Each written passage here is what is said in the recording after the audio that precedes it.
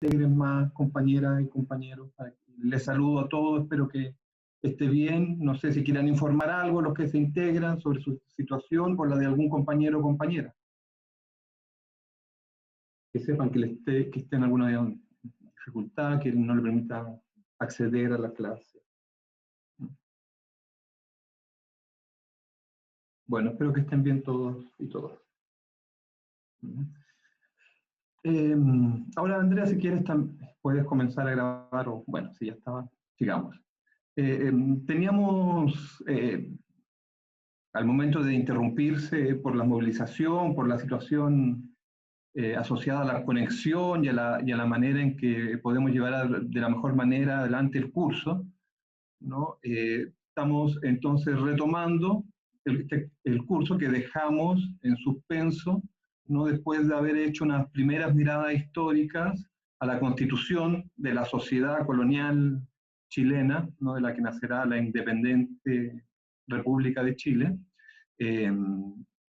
Entonces habíamos puesto cierto énfasis en la dimensión cultural, ¿no? El sentido que se le atribuía al mundo y a los seres que lo habitan, y las distinciones entre estos seres, incluso respecto de los mismos humanos, seres humanos que hoy día consideramos como tales, ¿no? Y que en ese momento se establecían ciertas jerarquías, ¿no? De seres, ¿no? Entre superiores e inferiores, que yo he querido destacar de estos elementos históricos porque me parece que es un elemento clave para poder comprender las políticas educativas hoy y en su proceso histórico, ¿no? A lo largo de la independencia de Chile, ¿no? Que es cuando se ha ido construyendo el sistema educacional en el país, ¿no?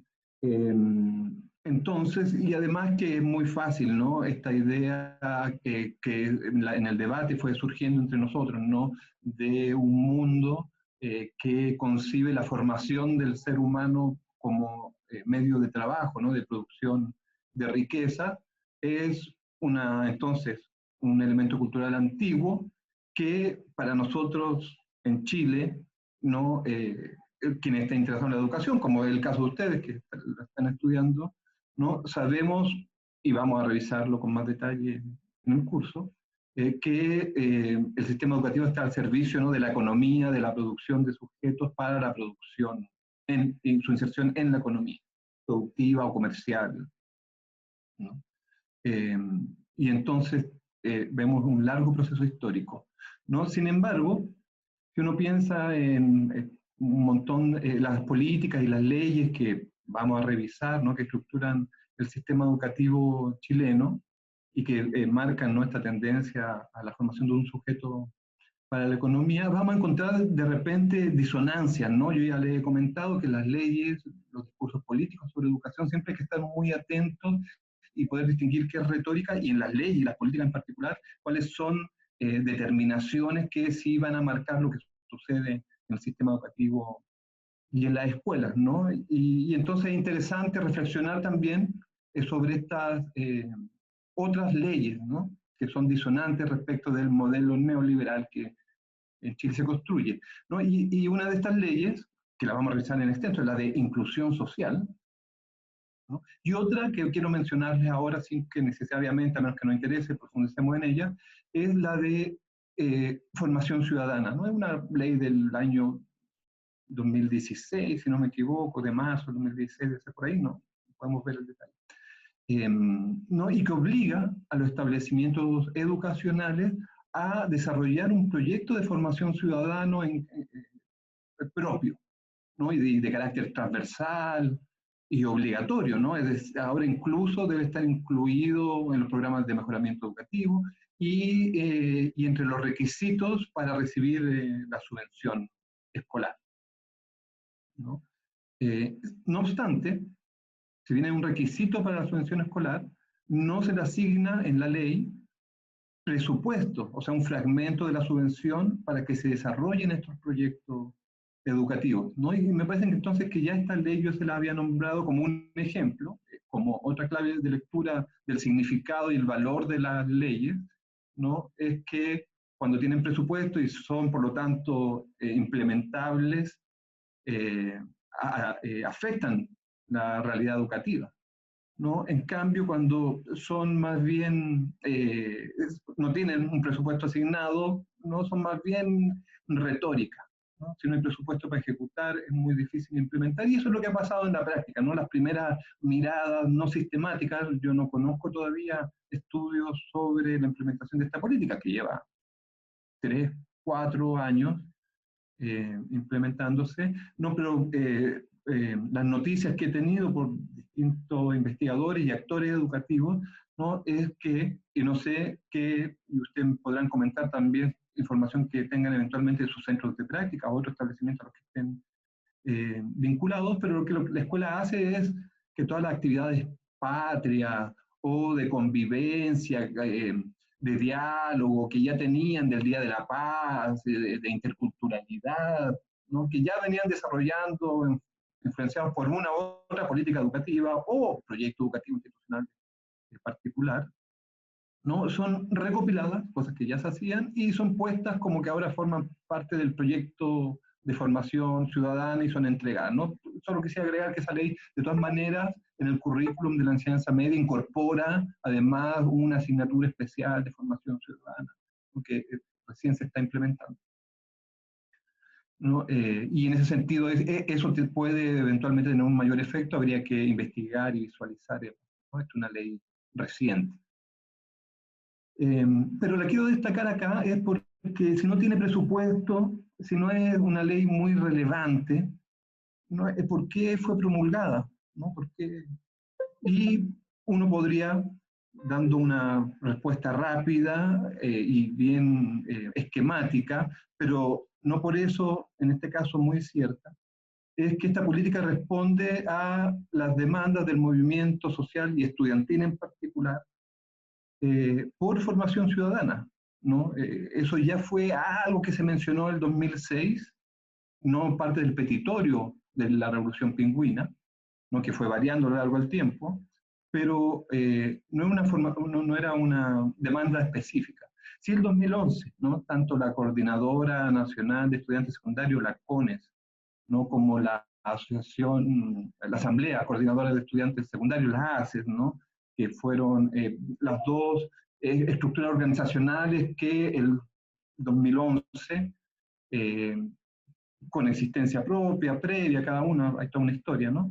Pero que dan conducción y estructuran el movimiento secundario del 2011, que fue tan grande como el del 2006, pero estaba combinado con el movimiento universitario, ¿no? Que hacía sus grandes movilizaciones frente a la primera crisis de deuda CAE, del final de CAE, ¿no? Que terminó reduciéndose en esa ocasión del 6 al 2%, eh, sin eliminarse, ¿no? Como pedía el movimiento estudiantil universitario, el CAE. Pero el movimiento estudiantil secundario, entre otras cosas, ¿no? Que promovía que era la democratización de la escuela, ¿no? Siempre los consejos escolares, y que se incluyese su carácter resolutivo, estuvo presente entre sus demandas. Eh, eh, Estuvo además, ¿no? Esta idea que para democratizar la escuela y la sociedad, no solo la educación, había que formarse en ciudadanía, ¿no? Entonces la formación ciudadana en ambas organizaciones se formalizó en ambos petitorios. Y entonces uno podría considerar la respuesta de esta ley como una respuesta entonces a esa demanda del movimiento estudiantil, no más allá de que en el mundo académico, vinculado a la política educativa, también estuviese presente esta discusión y en términos de la política y la legislación emergiera, ¿no? De repente, como el año 2004, cuando la ley GEC, ¿no? Hizo la extensión horaria de la jornada escolar completa, entre otras cosas que se incluyó, era la obligatoriedad del funcionamiento de consejos escolares en los establecimientos, ¿no? Que es como un principio de gobierno colectivo sobre los establecimientos, un principio, ¿no? Después, cuando vamos al detalle de la ley, no tiene un carácter resolutivo, ¿no? Y esto es muy importante considerar, ¿no? Porque la ley que fue posible sobre los consejos escolares, y espero que todo esto que le estoy diciendo adquiera sentido cuando hablemos de la tradición republicana en educación, en algún momento se pretendió en esta ley que fuese un grupo político de sectores combinados al interior, ¿no? Del gobierno y del Ministerio de Educación, que tenía aspiraciones a hacer también reformas de democratización de la escuela, no más allá de la reforma tecnocrática que era el corazón de esa ley, que era extender la jornada escolar completa, ¿no? Más horas en la escuela de estudio, mayores niveles de aprendizaje, ¿no? Era la lógica tecnocrática que estaba operando ahí. No, pero la cosa es que se filtró este otro componente, ¿no? El consejo escolar es que se lo menciono ahora, ¿no? Como un elemento que está presente tanto en el movimiento social como dentro de intelectuales orgánicos de la élite política, ¿verdad? Que también hacen estas ganadas en la legislación, ¿no? Como los consejos escolares, si bien limitados. ¿Por qué? Porque cuando se propuso que fueran resolutivos, eh, se amenazó, como muchas veces hace por parte de la derecha, de impugnarla, de llevar la ley que se está discutiendo al Tribunal Constitucional para que la declarara inconstitucional, ya que si el Consejo Escolar, con la participación de docentes, de padres, de estudiantes, era resolutivo sobre lo que pasaba en la escuela, se vulneraba el derecho del sostenedor a decidir sobre su propiedad, que es el establecimiento educativo, ¿no? La libertad de enseñanza, ¿no? Él tiene el derecho a tomar todas las medidas, ¿no? Y finalmente, si bien no hubo, bueno, esto produjo un movimiento de autocensura, digamos, para evitar los niveles de conflictividad que esto estaba generando, se eliminó, entre otras cosas, el carácter resolutivo en la ley, entre otras cosas porque se sabía que frente al Tribunal Constitucional esto no iba a tener vuelta, ¿no? Por lo que ya ustedes saben, lo vimos en la primera clase, cómo en la Constitución está definido el derecho a la educación y la libertad de enseñanza por sobre este derecho, ¿no? Y finalmente, de todas maneras, no por este motivo, pero de todas maneras fue a control constitucional esta ley cuando se promulgó, y el Tribunal Constitucional se pronunció validando la ley, entre otras cosas, porque los consejos escolares no, y lo dice explícitamente, no tiene carácter resolutivo, por lo tanto no está en pugna con el principio de libertad de enseñanza, tal cual, ¿no? Entonces, bueno, ahí tienen una limitación legal constitucional a la posibilidad de democratizar la educación en Chile vía gobiernos colegiados, ¿no? Y entonces aquí también tiene un ejemplo de cómo en la disputa política por democratizar, ¿no? La legislación influye y qué instancia, el Tribunal Constitucional en este caso, que también es una instancia institucional particular aquí en Chile, como está constituida. Entonces, si se fijan, hay un cierto modelo democrático de la educación que enfrenta al modelo autoritario neoliberal que está plasmado en las leyes, que es este modelo que también están defendiendo los estudiantes secundarios, cuando dicen que lo que tenemos que tener es formación ciudadana para una vida democrática. Pero, ¿de dónde toman los estudiantes esta idea, ¿no? Que además, más allá del discurso, tiene una forma de concreción histórica y práctica en su propia dinámica interna, ¿no? Porque ellos eh, ejercen esta democracia en sus asambleas, ¿no? Directamente, ¿no? Que vamos a ver un elemento muy importante del modelo republicano en términos políticos y que se relaciona también con la educación y con el derecho a la educación, como lo vamos a ver en las normas internacionales.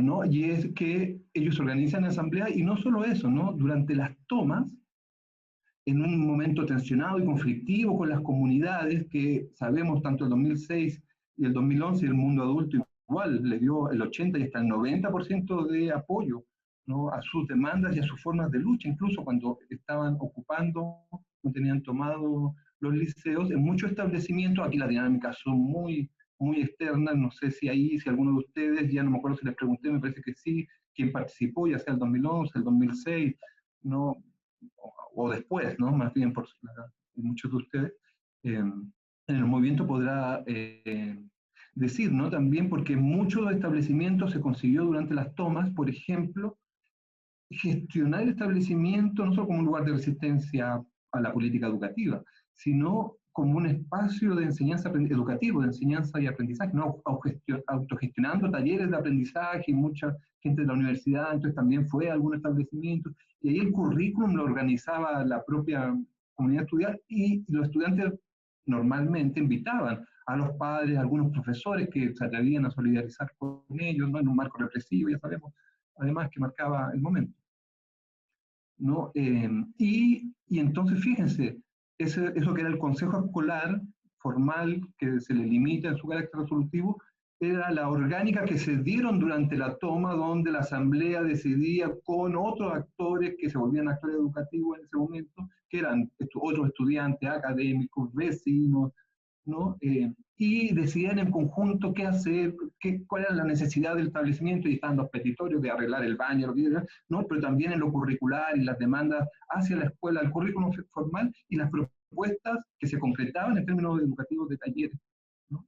Es una forma de organizarse y de enfrentar la cotidianidad, los fines, los objetivos, las tareas comunes, de construir tareas comunes, ¿no? Muy particular, que entonces podemos nosotros asociar a esta tradición republicana, democrática, que tiene su historia, y que los estudiantes, como hacía algunos movimientos políticos, los partidos políticos en cierto momento a lo largo de la historia, claramente no hoy, ¿no? Un modelo republicano democrático que ha ido resurgiendo, ¿no?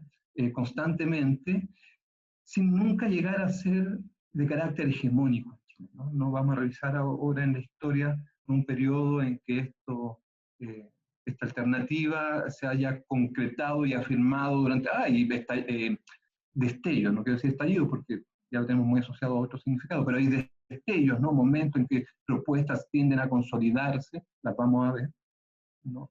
Pero nunca llegan a ser hegemónicas, ¿no?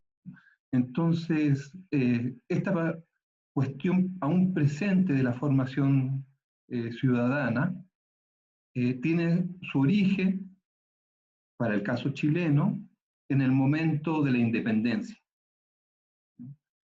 Pero para comprenderla, cómo se manifiesta y cómo evoluciona en el proceso independentista, tenemos que apelar a otros antecedentes históricos, los más inmediatos, ya lo sabemos, sobre todo la Revolución Francesa, pero no exclusivamente, en la historia más inmediata, más cercana al proceso independentista, sino otros procesos de más larga data, como fue la conformación de repúblicas y de las primeras experiencias de ejercicio democrático, de gobiernos democráticos por parte de los griegos, ¿no? Esa es una cuestión, ¿no?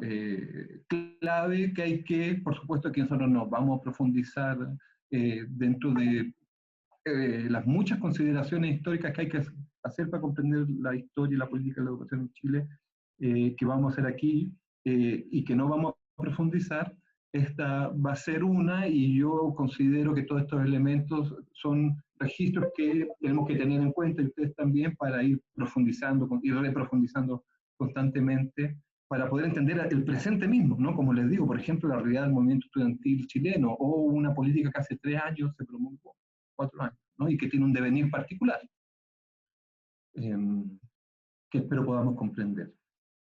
Entonces, Grecia, ¿no? Y Grecia en particular, lo que se llama la época clásica, ahí en torno al siglo XV antes de Cristo, según nuestros calendarios, ¿no? Y son casi 100 años de un proceso que es interesante. Yo solo quiero destacar un par de ideas, de conceptos y de prácticas sociales y políticas que ahí se generan, para vincularlos también en un elemento del proceso de democratización que quiero relevar, ¿no? Que es su carácter progresivo de profundización democrática ya en la experiencia griega, ¿no?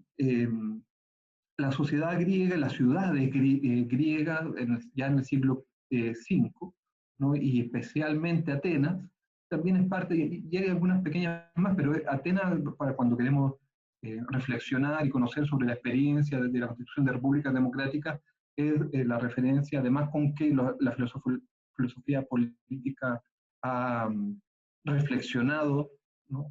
Ha iniciado su reflexión sobre estas cuestiones de la democracia y de la tradición republicana, con Aristóteles mismo.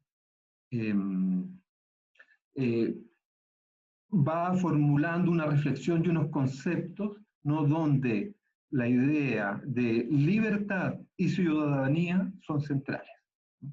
En esta configuración, en esta cosmovisión, en este paradigma cultural y societal, ¿no? Tenemos que tener pensado Atenas, que es una ciudad, en ese momento no son ciudades muy grandes, ¿no? Y que tienen un núcleo urbano protegido, porque época en que se pueden invadir en cualquier momento, ¿no? Pero todo un entorno agrícola, no terratenientes, en que las familias, los núcleos familiares ampliados, ¿no? Conforman lo doméstico en un espacio de producción común que tiene tierra a disposición, entre otros medios para la producción, y que son vecinos y están integrados a la vida urbana, donde también a veces comercializan, intercambian sus productos agrícolas, y donde se ha desarrollado además una serie de actividades propiamente tal en torno a la producción de bienes del bienestar cotidiano, ¿no? Artesanos, constructores, ¿no? Pero también de artistas, de pensadores, de filósofos. Y donde también hay, como dije, artesanos, ¿no? Además de propietarios, hay gente dedicada al comercio también, y hay esclavos, ¿no? Eso es muy importante. Hay esclavos, ¿no? Y en realidad los ciudadanos libres son todos aquellos que tienen esclavos y están libres del trabajo diario para subsistir, ¿no? Esa es la primera noción de libertad en la cultura griega, ¿no? Entonces, quien se identifica como hombre libre es aquel que es libre para hacer lo que quiera porque no está obligado a trabajar, ¿no? El que está obligado a trabajar todo el día, ¿no? No puede dedicarse y decidir, por ejemplo, a la política o al arte, ¿no? O a los deportes, ¿no? Algo muy valorado entre estas culturas. U otros placeres, ¿no? Y entonces esa libertad es un concepto natural, ¿no? De los hombres libres, son ellos, ¿no? Se pueden identificar porque conviven entre ellos, tienen negocios, ¿no? Entre ellos, asuntos familiares, además. Y tienen la preocupación de cómo mantenerse libres en su comunidad de iguales, de hombres libres. ¿Cómo hacemos para que nosotros, entre los hombres libres, no nos subyuguemos, nos subordinemos unos a otros, para que no tengamos que ser como esclavos, ¿no? Los esclavos lo que hacen en el día es lo que otros deciden que tiene que hacer. El esclavo no es libre de decidir lo que él, no solo porque no tiene los medios, tiene que trabajar para subsistir, digamos, sino porque además está sometido a la voluntad de otro. Esa idea de la libertad como ausencia de sometimiento a la libertad, a la voluntad de otro, ¿no? Es el que quieren mantener vivo, ya no en la relación amo-esclavo, donde el amo es el ser libre, sino entre seres libres, entre ciudadanos, entre miembros de una comunidad que quieren mantenerse como seres libres. Y entonces lo que inventan, ¿no? Es esta idea del autogobierno, de que entonces, y ojo, ¿no? Aquí, bueno, tampoco vamos a poder profundizar, pero hay todo un debate. Nosotros en la escuela, producto de toda una ciencia oficial, de una historia oficial, no siempre escuchamos hablar de la polis, ¿no? Como el Estado comunidad, el Estado-ciudad, ¿no? Como el Estado-ciudad, ¿no? Y hoy día hay estudios críticos, ¿no? De lingüistas, ¿no? Y etimólogos, ¿no? Que trabajan esta idea de que en realidad no es el Estado-ciudad, sino la ciudad-comunidad, ¿no? Porque lo que ellos son es una comunidad de seres libres que para mantenerse libres se van a autogobernar, es decir, nadie va a ser excluido del gobierno comunitario, del gobierno de todos. Todos van a participar del gobierno, por lo tanto, todos del autogobierno. ¿No? Nadie va a quedar afuera de la deliberación y de la toma de decisiones. No, porque si alguien lo excluyen de la toma de decisiones, el que decida va a decidir subordinando al otro, a su interés, ¿no? Y entonces para mantener esa libertad es que se crea este concepto entonces del autogobierno, y es un gobierno colectivo donde todos participan, ¿no? Y eso nosotros tendemos a proyectar nuestro presente a ese pasado, ¿no? Pero tenemos esa tarea en este curso y en adelante, ¿no? De intentar no hacer eso, de proyectar, ¿no? De ir entonces a investigar y conocer más sobre la propia lógica que gobierna cada situación histórica en particular, ¿no? Y entonces en este caso ellos crean, ¿no? Esta idea del ágora, ¿no? Este espacio en medio de la ciudad que está vacío, que no es de nadie, que no es espacio público, además es de todos en realidad, no el espacio público.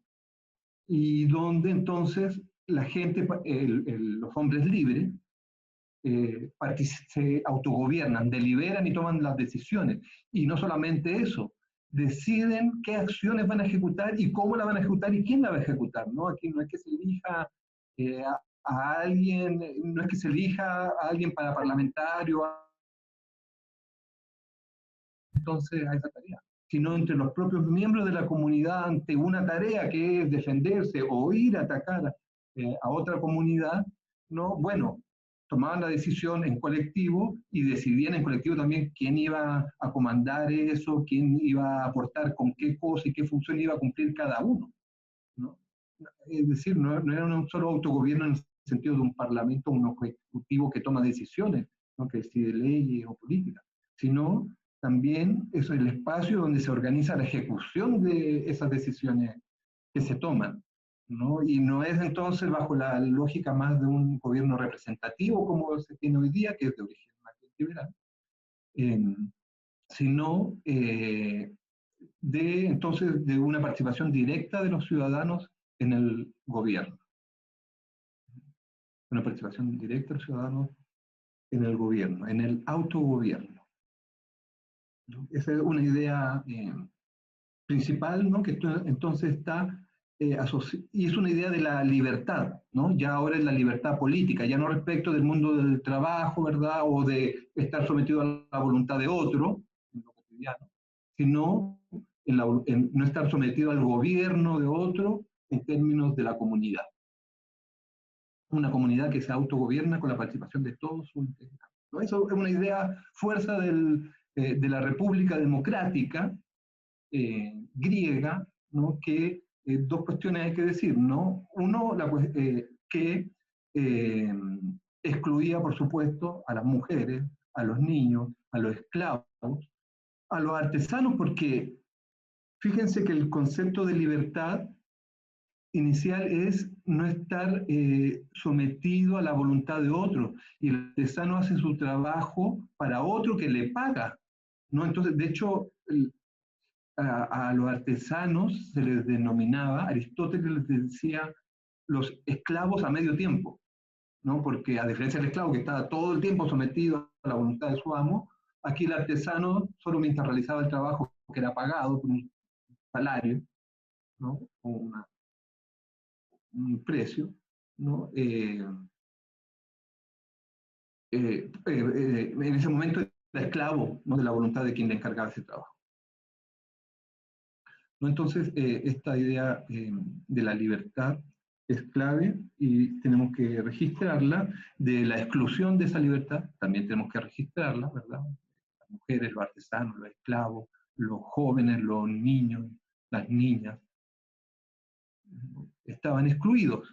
Pero a la vez entonces, y esa es la otra idea que quiero rescatar, es la del proceso que significó esto alrededor de 100 años, ¿no? Donde, voy a decir partidos políticos, pero son agrupaciones, tendencias, movimientos partidarios, por ejemplo, ¿no? De que hubiera mayor participación de aquellos ciudadanos que se dedicaban a la producción agrícola, ¿no? Porque cuando se hacía la asamblea, que podían estar 200, 500, 5.000 personas, ¿no? Implicaba para quienes vivían en el entorno de la ciudad, en el campo, un desplazamiento y también no poder atender sus tareas productivas para poder tomar las decisiones colectivas, comunitarias, ¿no? Entonces, todo esto implicó un proceso de partidarios, de facilitar la participación. Ahí se inventa, por ejemplo, esta idea de que la participación política de los representantes de una comunidad tiene que ser pagada, ¿no? Y fíjense que eso entonces es para la idea de que pueda mantenerse esa libertad de que participe en el gobierno, que hay que generar las condiciones, digamos, para que todos puedan participar de ese gobierno. Y esto entonces es un proceso que va profundizándose ya no solo de los campesinos, ¿no? Incluso hay momentos en que hay agrupaciones que promueven la participación de las mujeres en la asamblea, ¿no? Hay una agrupación y en un momento incluso logran tener una presencia de facto en la discusión, ¿no? Y en algún momento, antes de sucumbir la democracia griega, eh, incluso no empiezan a haber pensadores o agitadores que promueven la participación de los esclavos en el ágora y en la política, para volverla más democrática aún. Bueno, en un proceso que sucumbe ante el proceso histórico de expansión de los propios griegos, sucumbe en un imperio que a la vez es subsumido por el imperio romano, ¿no? Que asume la idea de la democracia, pero en la medida en que se está expandiendo también desaparece, ¿no? Con Carlomagno ya es un imperio que llega hasta la Asia, ¿no? Es imposible construir una democracia en esas condiciones y se pierde la aspiración, ¿no? La aspiración, ¿no? En realidad esta es una tradición que desaparece en la práctica y en los discursos, ¿no? Y recién va a ser eh, retomada por la filosofía política ya en torno al siglo XIII, XIV en Europa, ¿no? Y que pero tiene una expresión práctica que cuando se entra en la discusión teórica en esos, sí, teórica política en esos eh, siglos tiene relevancia, ¿no? Bueno, Ámsterdam, Ginebra, Génova, ¿no? Son ciudades que tienen mucho comercio, tienen también, no hay grandes concentraciones de fortuna, hay una economía política, digamos, con producción agrícola y artesanal, ¿no? Que vuelve a la ciudad con también un cierto núcleo comercial, donde ya hay mayores fortunas, pero es difícil de decir eso cuando en los tiempos de hoy entendemos que ese 1% que tiene esa fortuna increíble no tiene esta distancia social con nosotros y con otros más, ¿no?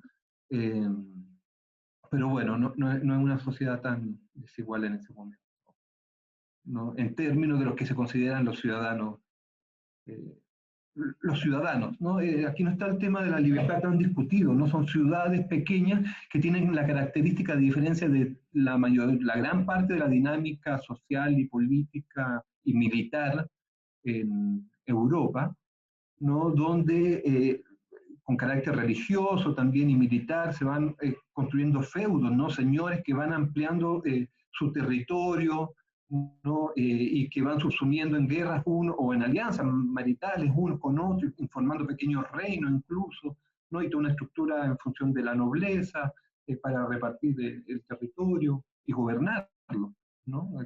Cada señor gobierna en su territorio, ¿verdad?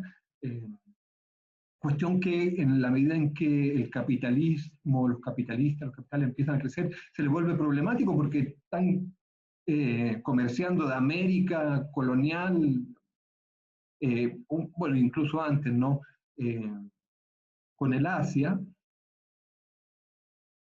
¿no? Se me fue la idea. Como estoy ampliando el rango, si alguien me puede apoyar. Eh, los genoveses, ¿no? Están comerciando con Asia y con... Sí, estabas hablando de las fortunas que en realidad no tenían. Claro, ¿no? Y de cómo ese comercio, incluso el inicio de actividades industriales, ¿no? Por parte de burgueses, ¿no? Es problematizado porque el señor feudal manda en su territorio y si no quiere que este comercie sus mercancías, se lo prohíbe y beneficia a otro porque es su pariente de la nobleza, el conde, el vizconde, etcétera, ¿no? Es problemático para la acumulación y el desplazamiento y el crecimiento del capital, esta organización feudal que le pone traba al comercio. De hecho, la burguesía se va a obligar a las monarquías para terminar con los feudos y construir los estados modernos, ¿no? Antes esto de la revolución burguesa, ¿no? ¿No? En momento de expansión, con la riqueza que ya mencionamos de América Latina también. Pero bueno, antes de esas enormes riquezas, ¿no? Estos núcleos comerciales ya se estaban conformando como una ciudad relevante e importante y que tenían las características de que no había un señor que los gobernara. No tenían esa dinámica, sino que era más bien precisamente que los que estaban en condiciones de participar, ¿no? Se funcionaban en asamblea a modo de autogobierno para resolver sobre su asunto, ¿no? Que era sobre todo la defensa, ¿no? Porque había normalmente cierta riqueza acumulada eh, por su carácter comercial, ¿no? Y entonces, cuando la filosofía política, ¿no? Como teología política, comienza a desarrollarse, a tomar fuerza en los siglos XII, XIII, XIV, justamente para fundamentar el poder del rey, ¿no? Para legitimar la monarquía, ¿no? Es que empieza a discutir este concepto del soberano y la soberanía, ¿no? Y que finalmente encontrará en la formulación de Bodin, ¿no? Esta idea que toma de San Pablo de la Escritura, de que se debe tener obediencia absoluta a Dios y por lo tanto ahora a los reyes como representantes de Dios en la tierra, ¿no? Y entonces ahí se forja el absolutismo, ¿no? Como teoría política de las monarquías que van a derrotar ya a los señores feudales, ¿no? Y que construirán sus grandes reinos y estados y imperios y colonias, ¿no? Con apoyo de los capitalistas, quienes finalmente también van a liberarse después de la monarquía y todo la problemática de la nobleza y su distribución de preferencias legales para hacer negocios, nunca la burguesía. Y su filosofía de la competencia no tanto le incomodaba, ¿no? O la filosofía de la competencia precisamente se levanta contra esos privilegios que sustentaban la nobleza a la hora de hacer negocio, incluso que los reyes aún le protegían, ¿no? Y entonces entramos aquí ya en un conflicto de una clase social importante, ¿no? Al finales del siglo XVIII en Europa, y no solo en Europa, ya vemos sus relaciones con el resto del mundo, ¿no? Y que encuentra ciertas limitaciones en la monarquía para poder hacer negocios, ¿no? Ya vimos como para el caso de los hacendados chilenos al final de la colonia, ¿no? Era todo un problema el monopolio comercial de los reyes con España, ¿no? Y no poder ofrecer sus productos, ni comprarle sus productos eh, a los ingleses, ¿no? Las telas ingleses que a finales del siglo XVIII, con la Revolución Textil, ¿no? Estaban realizando los ingleses, eran famosos en el mundo, ¿no? Los chilenos y las chilenas oligarcas aristocráticos querían comprarlas y no podían, ¿no? Por el monopolio comercial, ¿no? Bien, la cosa entonces, tenemos esta tradición republicana en pequeñas ciudades europeas del siglo XII que sucumben también, no ante la lógica monárquica, que también la subyugan finalmente, y desaparecen, pero como formas de autogobierno, como república, sin embargo van a quedar en el imaginario y en la teoría política fijadas como experiencias a partir de las cuales se reflexiona y se fundamenta una teoría republicana, que es en realidad una teoría que busca encontrarle un nuevo fundamento al Estado o a los gobiernos, ¿no? De una nueva legitimidad, ¿no? Que quiere ya no legitimar el gobierno real por medio de la voluntad divina. Aquí hay todas unas discusiones de la teología política muy interesantes sobre el cuerpo del rey, ¿no? Y su carácter divino, pero el rey se muere, entonces a la vez es mortal, ¿no? Y tiene que arreglársela la teología para fusionar eso, ¿no? Eh, y entonces se crea la teoría de la soberanía, ¿no? Y es la legitimidad del gobierno del rey, ¿no? Y será este concepto que representa, ¿verdad?, soberanía, la legitimidad del gobierno, el que tomará la tradición republicana para referirse a la idea del autogobierno que ya había construido, ¿no? Y entonces emergerá un nuevo concepto que empieza a disputarse en la política, ¿no? Para darle fundamento al Estado, al gobierno de una sociedad, de una comunidad. De una comunidad además que aspira a ser libre. Libre precisamente del dominio total del rey absoluto que es el monarca, ¿no? Entonces son dos teorías de la soberanía que entran en debate, ¿no? Y aquí hay una larga tradición, ¿no? Solamente quiero hacer dos referencias. La primera a Thomas Hobbes en Inglaterra, siglo XVII, porque él es el primero que busca un fundamento de la soberanía que no sea la divinidad, ¿no? Él es un creyente, un cristiano, protestante, en Inglaterra. ¿Ah? Pero cree, dadas todas las dificultades que han tenido los gobiernos monárquicos en legitimar sus gobiernos, que la legitimidad tiene que buscarse en tiene que tener otro fundamento, ¿no?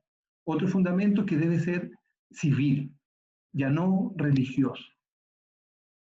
Entonces este quizá es el primer pensador que se plantea esto, ¿no? Si no fundamentamos el gobierno de la sociedad en Dios, ¿qué otro fundamento podemos encontrar? ¿No? Y él propone entonces la sociedad, lo civil, no lo religioso, no la iglesia.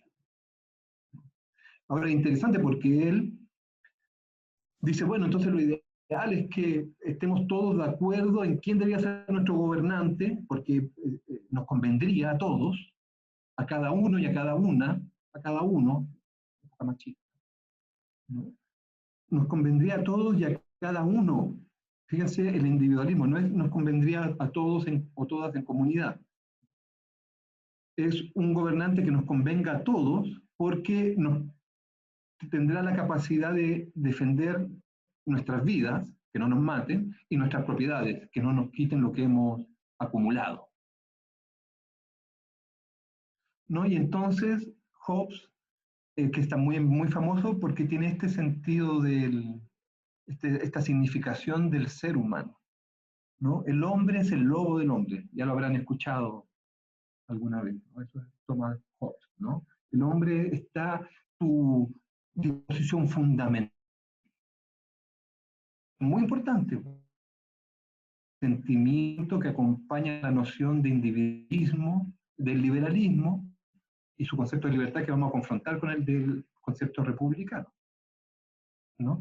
Entonces, Hobbes dice que el hombre siempre está tratando de enriquecerse, de apropiarse de lo del otro. El hombre es el lobo del hombre, ¿no? Usa esa figura, como dice Dussel, un profesor, ¿no? Que es además una mala figura, porque el lobo no se come a un lobo. así como el hombre puede, ¿no?, en la competencia de los mercados aniquilar a otro, ¿no?, él piensa que figura con esta idea, ¿no?, porque el lobo, claro, el lobo se come al hombre, ¿no? Entonces, o sea, que ese lobo que se come al hombre también podría llegar a ser un hombre, ¿no?, que se come al hombre. Pero está mal construida la figura porque el lobo no se comería un lobo. Pero me detengo en estas palabras simplemente porque, así como en las clases anteriores he querido destacar este elemento cultural de la jerarquía entre seres humanos, quiero destacar ahora este otro propio del liberalismo, ¿no?, que concibe al ser humano como un individuo egoísta y ambicioso, antes que nada. También podrán vender después todas las otras características, las virtudes. De hecho la virtud va a ser muy importante para ellos, porque hay que contrarrestar a este hombre lobo, si no, no hay posibilidad de sobrevivencia, ¿no? Y bueno, y Hobbes, finalmente, si bien es el primero que busca un fundamento del gobierno, una legitimidad que no sea divina, no es que esté a favor de un gobierno republicano, es lo que quiere un fundamento distinto para el monarca, porque él cree que es el monarca, un rey, el único que tendría la capacidad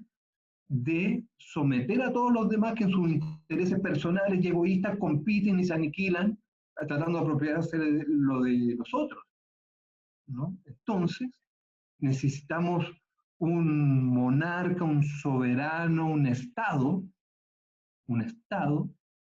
que proteja nuestras vidas y nuestros bienes, ¿no? Solo eso. Aquí me voy a tener para después volver sobre qué significado tiene esto para la idea de libertad. O para que usted me ayuden, porque si no, después se me puede ir, ¿no? Lo voy a enunciar al tiro. Y es que aquí en Hobbes, ¿no?, el Estado, ¿no?, lo que permite entonces es que cada quien pueda libremente enriquecerse, ¿no?, sin que otros vengan a quitarle lo que ha podido apropiarse y acumular. Y en el medio del asalto que te maten, ¿no?, peor todavía. Entonces necesitamos un Estado policía, básicamente, un Estado gendarme. Él le llama Leviatán. Y si ustedes consíganse, véanlo por internet, la obra, la original, las primeras impresas, se encuentran, nos dice, es el soberano, el Estado, el gobierno civil y eclesiástico.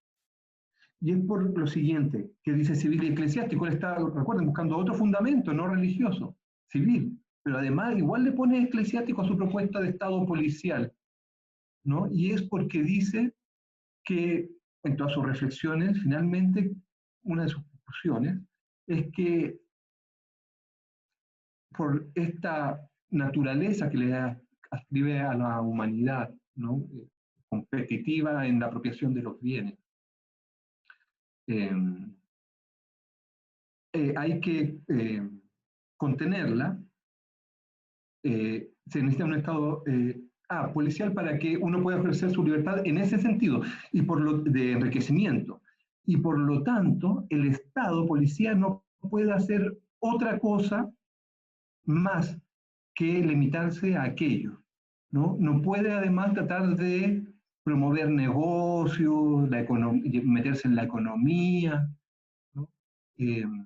Eso irá engrosando en su ideario el liberalismo. No, porque eso sería opresión. En la medida en que la libertad es la libertad para enriquecerse, si alguien te limita, ¿no?, a hacer un determinado negocio, te está oprimiendo tu libertad de enriquecimiento. Entonces la idea de libertad liberal que se va a construir frente al Estado, ¿no?, se va a construir frente al Estado, ¿no?, como no interventó en las políticas, porque ellos vienen de la experiencia monárquica, ¿no?, en que cuando el Estado interviene, le dice a determinado noble que tal territorio para producir, para explotar, ¿no?, es para él, ¿no?, no para quien mejor compite y pueda optimizar ahí la ganancia. No hay racionalidad económica ahí, ¿no? Entonces no debiera participar, los monarcas y la nobleza, ¿no? Eso deberían ser. Por lo tanto, es un problema para el Estado monárquico, eso vamos a ver después. Pero entonces quiero cerrar con Hobbes, ¿no? Para que, ¿por qué? Porque este ideal del ser humano como un sujeto individual egoísta se origina aquí, asociada a la teoría política del Estado, y genera entonces la idea de un Estado policial que además no debe oprimir la libertad económica de los individuos. Entonces, en adelante, cuando los liberales empiecen ya a formular más formalmente estas ideas, no se apropien también del ideal republicano, como vamos a ver, ¿no? También la va a limitar la idea del Estado republicano en su perspectiva de autogobierno, ¿no? En el sentido de que el Estado no puede involucrar la economía en sus decisiones políticas, ¿no? Esa es una posición clave del liberalismo, ¿no? Que después, bueno, si la hacemos expansible a la educación ya entendida como actividad económica, ¿no? El Estado no debería, puede financiarla, pero no debería de intervenir ahí en cómo se distribuye. Bueno, les pregunto, les pido paciencia porque estamos completando una hora y vamos entrando en materia, ahora sí, por fin. Y entonces, no sé, les pediría si tienen paciencia y condiciones a los 12 que están escuchando, preguntarles si seguimos media hora más. Yo no tengo problema, tengo un par de preguntas. Eso, si Yo alguien tiene tampoco tengo alguna problema. dificultad. ¿Sí? Ya, súper. Andrea. Sí, yo tengo dos preguntas. Una, cuando te refieres a los conceptos griegos, ¿no? Dijiste que lo más importante era la libertad y la ciudadanía, ¿no? Y que los hombres libres se declaraban libres en tanto no tuvieran que dedicarse como a tener que mantenerse a través del trabajo y porque tenían esclavos en el fondo, ¿no? Entonces, mi primera pregunta es, entonces, la declaración de libertad no era algo que el Estado te definiera, sino que era autodefinida, ¿no? Yo me definía como libre por estas condiciones, no era que el Estado me dijera, oh, tú eres libre, tú eres esclavo, sino que era como autoproclamada, ¿no? Tal vez la palabra autoproclamada es mejor. ¿Es así? Exactamente, así, en su propio lenguaje, en sus discursos, en la cotidianidad, ¿no? Ellos comenzaron a autodenominarse como ciudadanos libres por pertenecer a esta comunidad y poder participar del autogobierno, ¿no? Pero que ya suponía esa libertad el no tener que estar dedicado a la subsistencia, ¿no? Tenía ese doble sentido, ¿no? El concepto de libertad, ¿no? Sobre todo en el caso ateniense. Ya, perfecto. Esa era una pregunta. Y la otra es que cuando estabas explicando lo de Hobbes y su idea de Leviatán, ¿no? Como del Estado policía, dijiste que en su texto él había incluido no solo el Estado policía, sino que también incluía lo eclesiástico, pero no alcanzaste a terminar esa idea. O sea, entendí que en el fondo como que el Estado tenía que preocuparse de no coartar la libertad de los sujetos en el sentido de participación económica, de que uno pudiera hacer económicamente lo que a uno lo quisiera, digamos, ¿no? Y el Estado no se podía negar, sino que solo proteger que no te quitaran tus cosas. Entonces entiendo que había una segunda tarea que según Hobbes tenía que quedar dedicada a lo eclesiástico, pero no la dijiste. Ya, gracias, Andrea, gracias. Sí, yo entro harto de esos apoyos, ¿eh? Para retomar. Hay muchas ideas que les quiero transmitir, entonces algunas se me quedan en el tintero. Y aquí es que, claro, no civil y religioso, porque él en sus reflexiones y dado esta convicción del carácter del ser humano egoísta, ¿no? Llega a la conclusión de que no van a querer, ¿quién va a querer? Todos van a querer ganar, porque esa es su naturaleza, ¿no? ¿Le entiende? Entonces dice que al final la única manera es el miedo, ¿no? Es el miedo a la amenaza policial, la física, a la represión, ¿no? A la violencia, ejercido para aquel que viola la voluntad del soberano.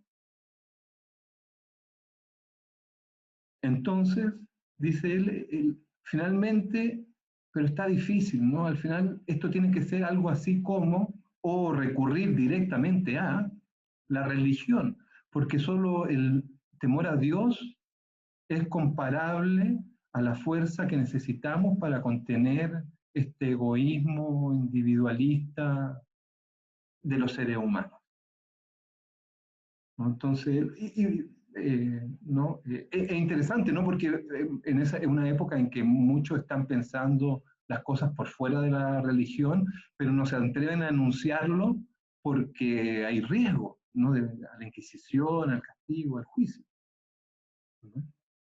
Eh, Sin embargo, él no le atribuye un rol a la religión en los gobiernos y en la construcción del Leviatán, del Estado. No le reconoce un lugar no por miedo a que lo vayan a juzgar si es que lo saca, él está buscando igual un otro fundamento, ¿no? Pero él lo mantiene porque cree que en la práctica hoy, si se levanta la ley, ¿no? La ley moral de la religión y desaparece ese miedo a la condena eterna, ¿no? Ese es el miedo, no es que a morir, ¿no? Es a la condena eterna del alma que ya explicamos, ¿no? Creo, es una referencia que en el caso del cristianismo tiene esta particularidad, ¿no? Que puede existir independiente del cuerpo, ¿no? Que es algo particular. Los griegos, por ejemplo, no creían en la reencarnación, ¿no? Platón elabora harto esa idea. Pero igual el alma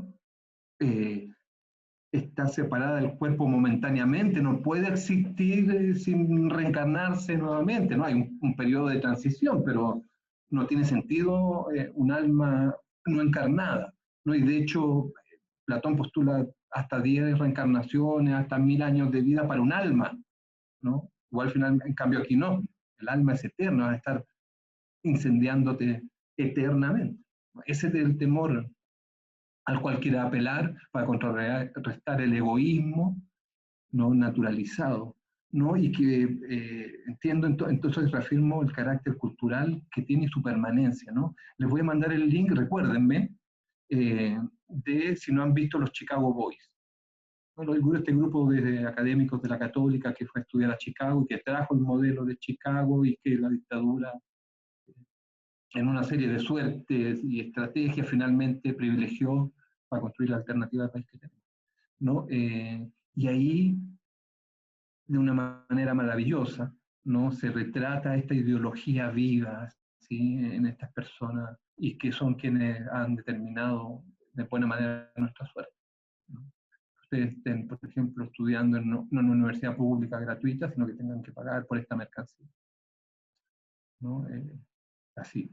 Y entonces, pucha, les quiero, no sé, proponer, creo que contesté la primera pregunta, Andrea. La segunda tiene que ver con qué hacemos, supongo. No, si ya dijimos que, o sea, nadie se opuso, así que dale, ¿no? Okay.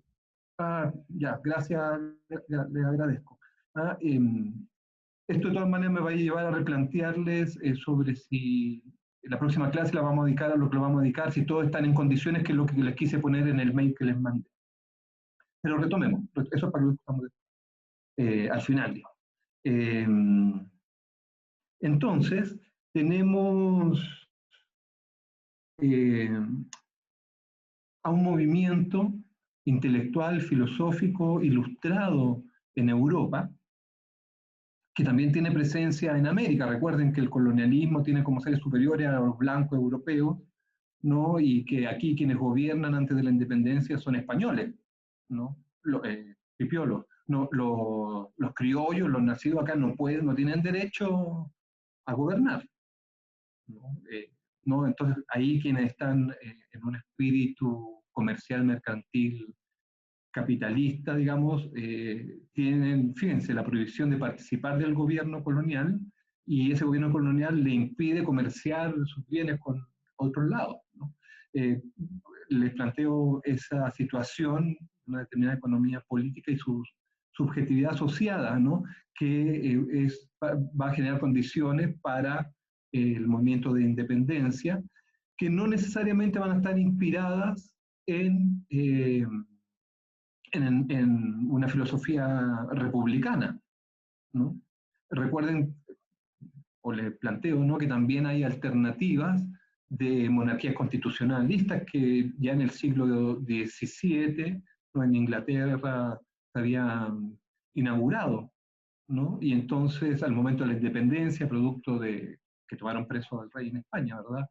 Eh, eh, Se crea una junta de gobierno, que era la manera en que la colonia acostumbraba ante estas eventualidades, tenía legalmente dispuesto, ¿no?, que esta era la manera de proceder, ¿no? Y bueno, y ahí se alimenta un movimiento independentista que no tiene por qué ser, insisto, de inspiración republicana. Hay elementos y los vamos a revisar, ¿no?, pero no son necesariamente hegemónicos, o hay varias, o sea, no son necesariamente son hegemónicos, compiten con alternativas monárquicas, por un lado, y también con distintas formas de interpretación de la tradición republicana, ¿no? Y entonces aquí yo les quiero advertir, estamos a galope, estamos haciendo un recorrido también muchas veces esquemático, ¿no? Y entonces voy a tener que recurrir a este esquema, que de todas maneras es válido, es fructífero, hay que profundizar después para una mejor comprensión, no entre una apropiación liberal de la tradición republicana, ¿no?, y una apropiación democrática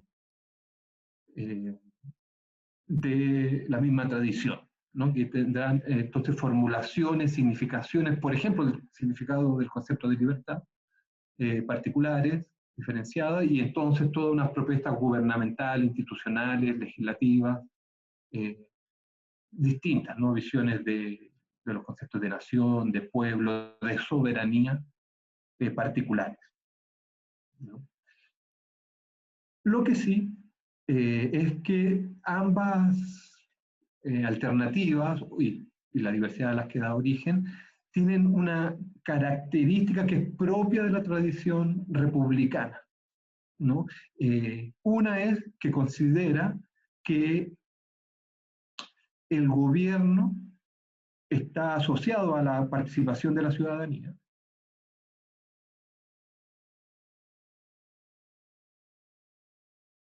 ¿no? Eh, a ver, eh, la liberal, a ver, otra vez me confundí. Estoy haciendo la distinción entre la No, no, no, tradición estás diciendo que ambas tradiciones, la liberal y y la democrática, las lecturas de la tradición republicana, ambas Ajá, tienen en común que piensan que el gobierno debe estar asociado a la participación de la ciudadanía. Eso estabas diciendo. claro, claro, eso, ¿no? Pero entenderán de manera distinta eh, cómo se concreta esa participación, ¿no? De hecho, para quien hace referencia, ¿no?, al republicanismo democrático, van a comenzar a hablar y se va a recurrente el concepto de autogobierno, ¿no?, que ya vimos tiene su origen allá. Mientras que los liberales comenzarán a hablar de gobierno representativo, ¿no? Ese es un elemento que marca estas dos tradiciones, ¿no?, en torno a la participación de la ciudadanía,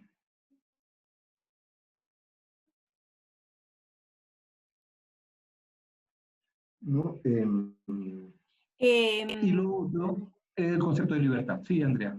No, no, es que te iba a preguntar como para bajarlo más a a la realidad. Yo no sé nada mucho de historia, por eso además me pierdo un poco, pero, por ejemplo, un ejemplo de una idea republicana democrática sería la Asamblea Constituyente, ¿no? Que pudiéramos tener una asamblea que decidiera, ¿no? Donde todos participáramos, en fin. Y una idea liberal, republicana leída desde lo liberal, sería lo que tenemos ahora, ¿no? El Congreso, qué sé yo, la Cámara de Diputados y toda la WIFA. Eso es una idea, ¿no? Como un ejemplo para entender.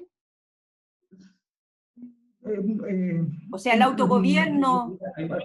Está bien, es que en tu pregunta hay mucha tela que cortar. A ver, sobre la Asamblea Constituyente, ¿no? A ver, lo que pasa es que otra vez hay que, claro, revisar en la historia, ¿no? Y ya dije que el hecho histórico, quizá la experiencia histórica más relevante para el movimiento independentista chileno fue la Revolución Francesa, ¿no? Y la Revolución Francesa, una de sus características es que, otra vez, los esquemas son incómodos, ¿no? Porque la Revolución Francesa en realidad es un proceso de 40 años a partir de 1779, ¿no?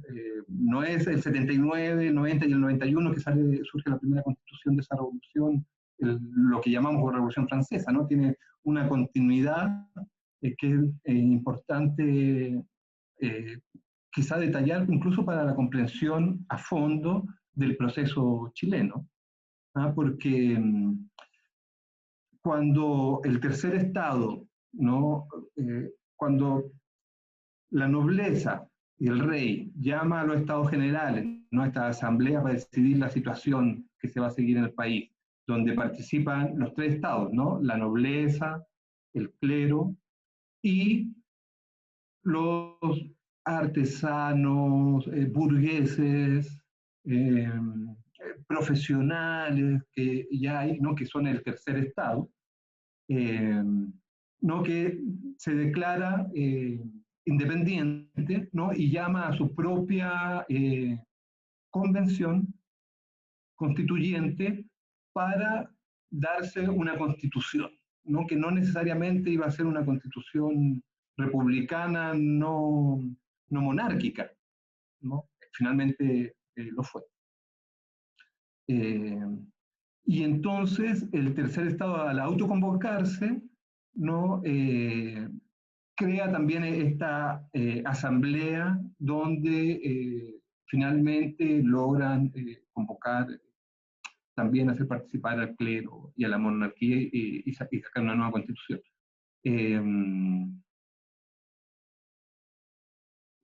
Entonces, pero la constitución es una constitución liberal, ¿no? Que finalmente, y que se va a ir reformulando constantemente. La primera del 91, pero ya el 94 tienen otra, el 95, el 99, el 1805, y en el 10 y el 19, ¿no? Napoleón mismo reformula 3 veces la constitución, ¿no? Sin asamblea constituyente, ¿no? Eso es un momento y que no necesariamente es de todo el pueblo participando, ¿no? En la Asamblea Constituyente. Y entonces la Asamblea Constituyente puede dar origen a una constitución y a una institucionalidad republicana, monárquica, ¿no? No es eso lo que distinguió en la Revolución Francesa, ¿no? Pero sí el concepto de soberanía que surgió y fue dando fundamento a todas estas nuevas prácticas políticas, ¿no? Y que sí, entonces formulaba como soberanía nacional, primero en el caso francés, y soberanía popular después, ¿no? Pero quienes lo formulaban y participaban de estos procesos todavía son oligarcas o estamentos vinculados, ¿no? A la oligarquía que tienen, entonces empiezan a utilizar este discurso más universal sobre el pueblo, sobre la nación, pero de todas maneras tienen una ideología en que segmentan la humanidad en estamentos y en jerarquías. No es una transformación cultural radical, ¿no? Y esto es importante porque ahora que empecemos a leer cómo se manifiesta la tradición republicana, liberal y democrática en Chile, ¿no? Es necesario tener en cuenta, ¿no? Porque de repente vamos a leer unos discursos que parecen revolucionarios, igualitarios radicalmente, ¿no? Que habla de la universalidad y demás, pero de todas maneras cuando están hablando del universal, de lo popular, de la nación, tienen todavía esta matriz, ¿no? Que usted tiene que tener en cuenta eh, al leer, ¿no? Y Profe, entonces, sí, eso, Pablo. eso tendrá que ver un poco que una vez leí sobre la abolición de la esclavitud y cómo eso afectaba económicamente. Al final, como que daban a entender de que la esclavitud se abolió por el hecho de que era más barato tener hombres libres a tener esclavos. ¿Tendrá que ver con eso? Como la idea, como lo que decía la Andrea de que yo soy libre bajo mis propios términos y al final eso creo que la Constitución se cambió en algún momento de que el hombre tenía que ser libre. Entonces, eso daba opción a que él se hiciera cargo de sí mismo y no tuviera que otra persona hacerse cargo de él y pagar por sus necesidades. Al final, él era libre, entre comillas, pero las oportunidades se las buscaba él, una cosa así. Eso es más o menos como en este tiempo, ¿no? Sí, sí, sí, tiene que ver con esto y interesante lo que planteas, ¿no? Porque muestra una cuestión interesante, ¿no? Como la economía política es una cuestión determinante de los momentos históricos de la vida de la humanidad, pero no solo la economía política, también los movimientos religiosos, lo cultural, ¿no?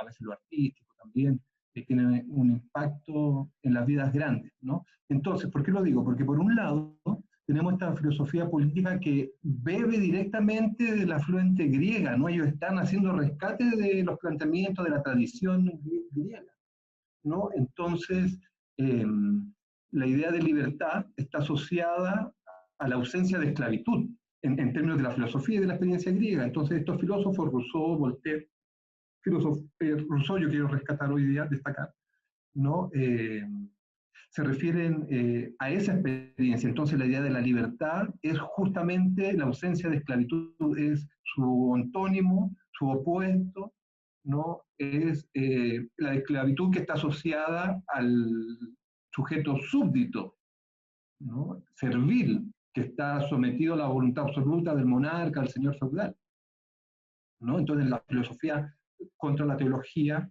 política, ¿no? Eh, lo piensa de esta manera, ¿no? Como el fin de la esclavitud, la libertad como el fin de la esclavitud. ¿No? Esta filosofía ilustrada, revolucionaria, republicana, porque no toda es republicana, ¿no? Entonces tiene ese, y por el otro lado, ¿no? Está, de hecho, eh, ya instalado un modelo de producción capitalista eh, muy desarrollado inicialmente en Inglaterra, ¿no? Antes del industrialismo, ¿no? En la primera fase de la producción mercantil en serie no es con la fábrica a vapor y los telares que hacen industria, ¿no? Sino que el capitalista trae a los artesanos que hacen las sillas, los muebles, y los pone en su galpón, les empieza a pagar un salario, y en vez de que ellos en su taller para un oligarca le construya su comedor y se lo venda, o para el señor y que sea un servil del señor, ¿no? Le pagan un salario a los artesanos, los junta bajo su galpón, les da los insumos y organiza en serie, ¿no? Los que mejor martillan van a martillar, los que mejor acerruchan van a acerruchar, los que pican, ¿no? Y los va especializando y va produciendo en serie mercancías ahora que vende, no son objetos únicos donde el artesano se puede reconocer en el servicio a su señor, ¿no? Ahora estamos alienados, ¿no? Trabajamos por el salario y producimos en serie. Fíjense, todavía no es la industria textil o de otro tipo utilizada por el vapor, ¿no? Son meros talleres que el burgués ha organizado para producir en serie y vender mercancías, ¿no? Que va optimizando la productividad. Y entonces a esos burgueses que no tienen esclavos, sino asalariados, ¿no? Y que les sale más barato que si tuviera esclavos, las ideas revolucionarias de la libertad y el fin de la esclavitud incluso las pueden abrazar como seres ilustrados de razón, ¿no? Que les gusta reconocerse. En ese sentido, claro, es así, ¿no? Porque hay una crítica a esa libertad y que se puede hacer desde la experiencia griega que ellos quieren rescatar, ¿no? En que cada vez que el trabajador trabaja 8, 10, 12 horas por un salario, vende su fuerza, se somete, ¿no? Es esclavo por esas 8, 10, 12 horas de quien, del burgués, digamos, ¿no? De quien le compra es una nueva forma de esclavitud, pero que es más barata que mantener al esclavo, tenerle casa, tenerle alimentación, preocuparse de su familia, ¿no? Esas son lógicas que se van articulando y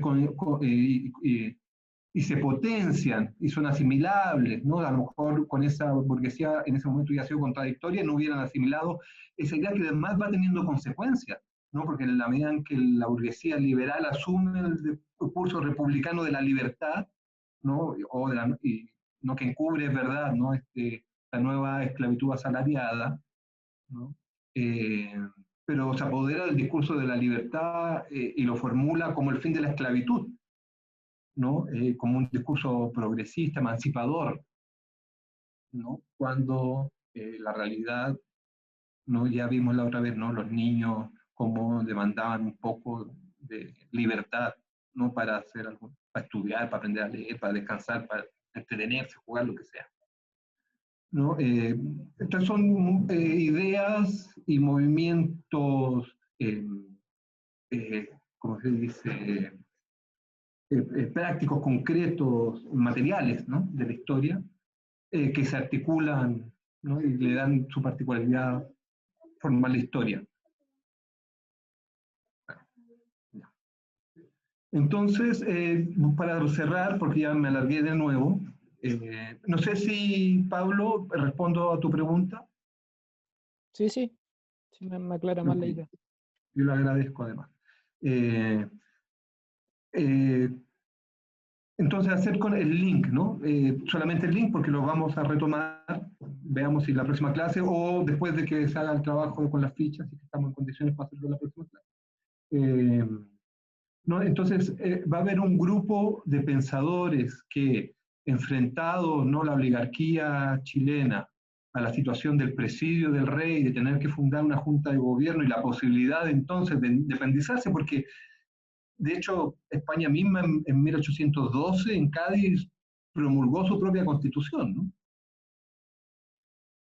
Para enfrentar a, una vez liberado de los franceses, ¿no? Y para enfrentar un nuevo periodo de monarquía. Ellos no querían república, o un nuevo periodo de monarquía, pero constitucional, ¿no? Entonces, por eso mismo acá la Junta de Gobierno también se dio, ¿no? A la tarea de crear una constitución, ¿no? Ya sea que volviera el rey o no. Y ahí entonces las corrientes republicanas se acrecentaron, encontraron posiciones, porque además era un movimiento latinoamericano, ¿no? Hay que pensar que San Martín es quien libera finalmente Chile, ¿no? Que está Bolívar y hay un discurso que es republicano, en el cual se producen alianzas, ¿no? Y que hay también en el cuerpo ilustrado de la oligarquía chilena integrantes que lo conocen y lo defienden y lo promueven. No hay que tener en cuenta que es una oligarquía colonial, ¿no? De origen europeo, que creen que son seres superiores,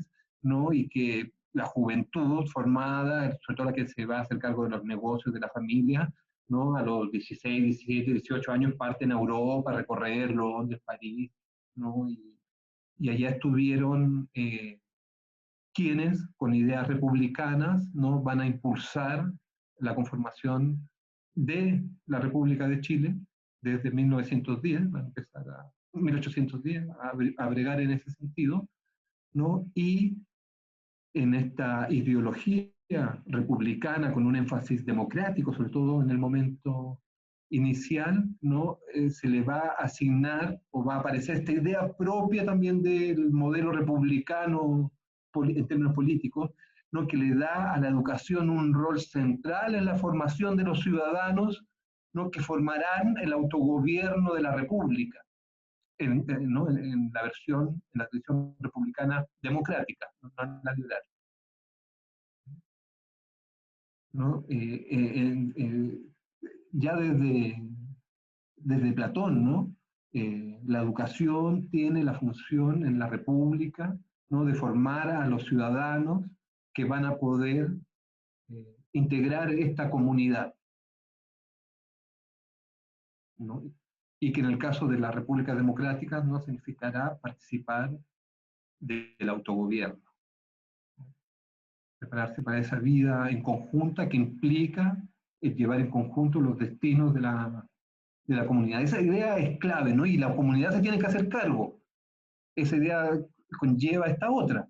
No es la comunidad, el Estado, podremos decir nosotros después al resignificarlo, ¿no? Como una idea de que es una institucionalidad de la comunidad nacional, ¿no? Pero la comunidad tiene el deber, no es que cada uno tenga el deber de formarse a sí mismo como un ciudadano, no es una tarea de cada individuo, es la tarea de la comunidad, no es la tarea de las familias, de los oicos, de lo doméstico, ¿no? Es una tarea de lo público, de lo que es común, de lo comunitario, ¿no? Eso, y cierro entonces aquí, vamos a ver cuando retomemos, ¿no? Qué miembros de la oligarquía introducen qué ideas y cómo inciden y cómo se van confrontando con otras, para ir, ¿no? Dando primero forma al primer modelo de desarrollo de la educación en Chile, que es este, el republicano democrático, donde la comunidad tiene la obligación de formar a los ciudadanos que sean parte del autogobierno republicano. Ahí acabo de enunciarles, digamos, las ideas principales de este modelo aplicado a la educación, ¿no?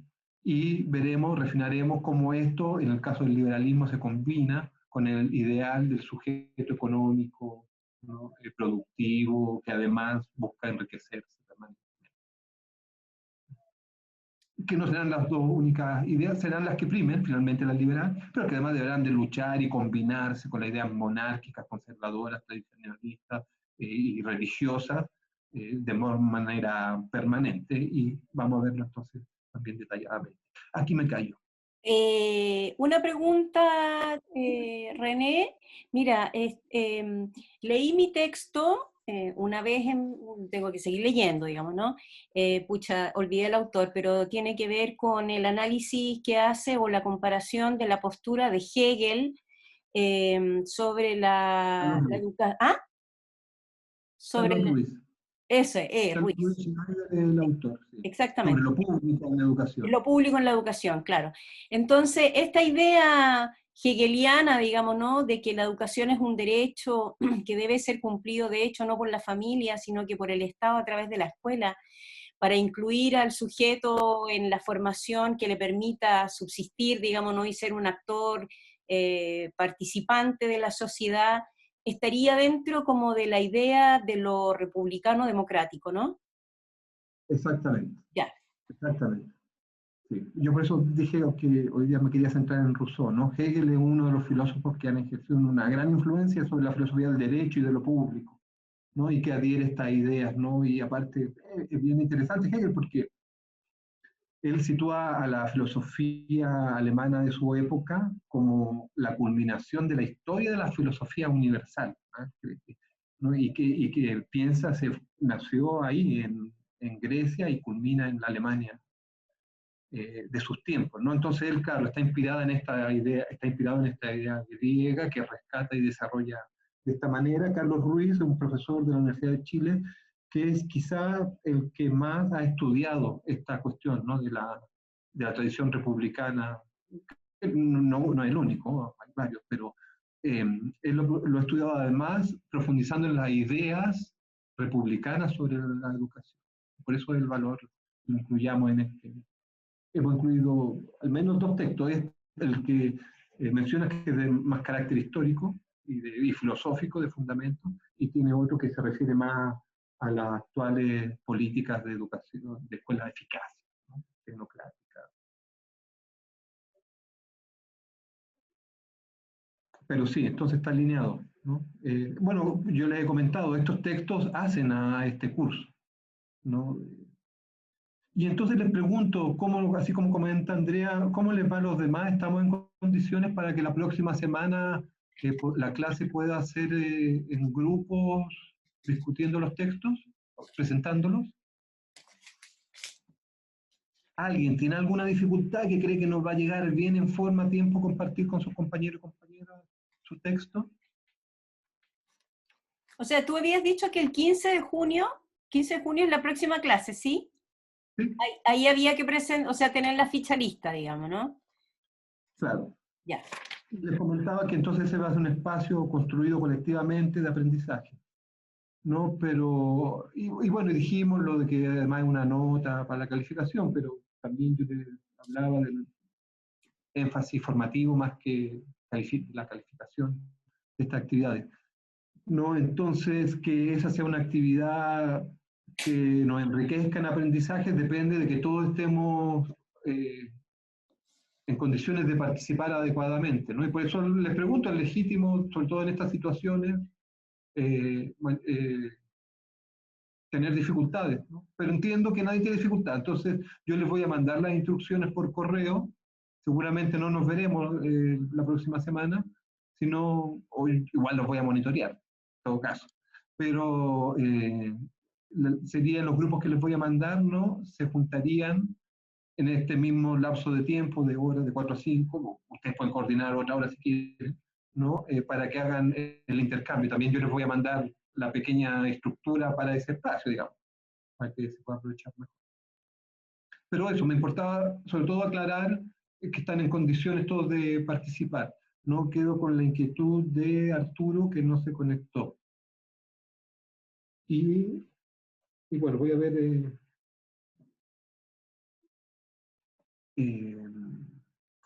les pido un favor a todos, y es que cuando ahora terminemos esta clase me envíen un correo de que estuvieron presentes. No es por la lista ni control, sino es para yo hacer un énfasis en la comunicación en que no estuvieron presentes ahora y ver si están en condiciones de participar y que resulte todo bien la próxima clase. Muy importante. Ok, eso. No sé, ¿alguna otra inquietud? Recuerden mandarme, por favor, un correo de que estuvieron presentes. No sé si alguna otra inquietud, planteamiento o preguntas sobre lo que conversamos, sobre lo que se viene. Críticas, problematizaciones. Estamos abiertos, por favor, para que estamos tratando de que esto sea lo mejor posible. La próxima clase tendré más apoyo visual y conceptual o sea, visual, ¿no? Para apoyar los conceptos que les estoy transmitiendo. Bueno, si nadie más quiere decir algo, nos despediríamos, llegaríamos hasta aquí y les envío el mensaje para que en la próxima clase puedan hacer la actividad grupal. Y nos veremos entonces el 22. Ya. Y por eso vamos resolviendo lo que hay que resolver sobre las leyes y todo eso. Ya, René, muchas gracias. A ti, Andrea, más Chao, profe, especialmente gracias. por el soporte que nos das, y no tener que andar cortando, es buenísimo. No, de nada. Chao, que estén bien. Chao, que estén bien.